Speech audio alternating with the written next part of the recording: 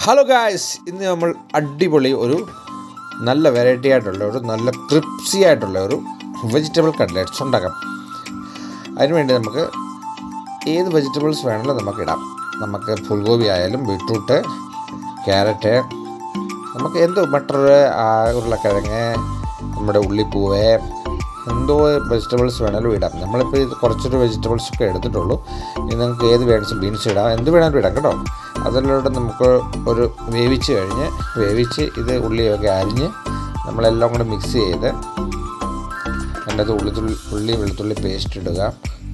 അതെല്ലാം ഇട്ട് കഴിഞ്ഞ് നമ്മൾ നല്ലപോലെ എന്നത് സ്മാഷ് ചെയ്തിട്ട് പിന്നെ നമുക്ക് എരിവിന് വേണ്ടി അത് കഴിഞ്ഞ് കുറച്ച് മസാല ഐറ്റംസ് നമുക്ക് ചേർക്കേണ്ടതാണ്.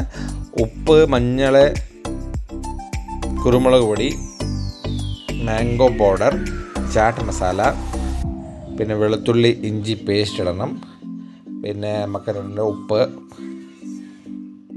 പിന്നെ നമ്മുടെ കസൂരി മേത്തിയും കുറച്ചിടണം. അതിലൂടെ ഇട്ട് നമ്മൾ നല്ലൊരു ബൈൻഡ് ചെയ്യാൻ വേണ്ടി ഇളക്കണം. ശകലം നാരങ്ങ നീരും പിഴിച്ചിട്ട് കോൺഫ്ലവർ നമ്മൾ ബൈൻഡ് ചെയ്യാൻ വേണ്ടി നമ്മൾ അതിനനുസരിച്ച് ചേർത്ത് കൊടുക്കുക. നമുക്ക് നല്ലൊരു ബൈൻഡിങ് വേണം, നല്ലൊരു നമ്മൾ ബൈൻഡ് ചെയ്യുകയാണെങ്കിൽ പൊട്ടിപ്പോകാതിരിക്കാൻ വേണ്ടി.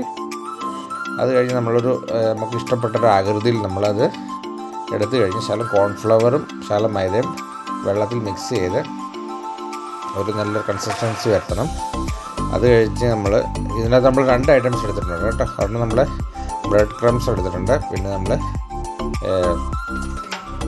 പായസത്തിൻ്റെ ഉണ്ടാക്കാൻ പറ്റത്തില്ലേ സേവ്, അതുകൂടെ എടുത്തിട്ടുണ്ട്. 2 പേരിൽ നമ്മൾ ഇതിനകത്ത് നമ്മൾ വെച്ചിരിക്കുന്നത് അത് മൈദ മാവ് കോട്ട് ചെയ്തിട്ട് അതിൽ മുക്കി നമ്മൾ വെച്ചിട്ടുണ്ട്.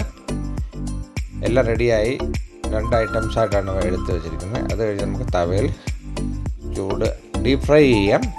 ഇപ്പോൾ 2 ഞാൻ കാണിച്ചു തരാം. ഡീപ് ഫ്രൈ ചെയ്യാം. നമുക്ക് തവയിൽ ഇങ്ങനെ കുറച്ച് എണ്ണ ഉപയോഗിക്കേണ്ടവർ അങ്ങനെയും ചെയ്യാം. ഡീപ് ഫ്രൈ ചെയ്താലും നല്ലത്, അതുപോലെ തന്നെ പറ്റും. അല്ല, നമുക്കിത് ഓവൻ്റെ അകത്തും വെച്ച് ഉണ്ടാക്കാൻ പറ്റും. അപ്പം നമ്മുടെ ആവശ്യത്തിനനുസരിച്ച് നമ്മൾ അത് ഉണ്ടാക്കിയെടുക്കാം. അതിന് ഇത് ഡീപ് ഫ്രൈ ചെയ്തതാണ്, തവ ഫ്രൈ ചെയ്തതാണ്.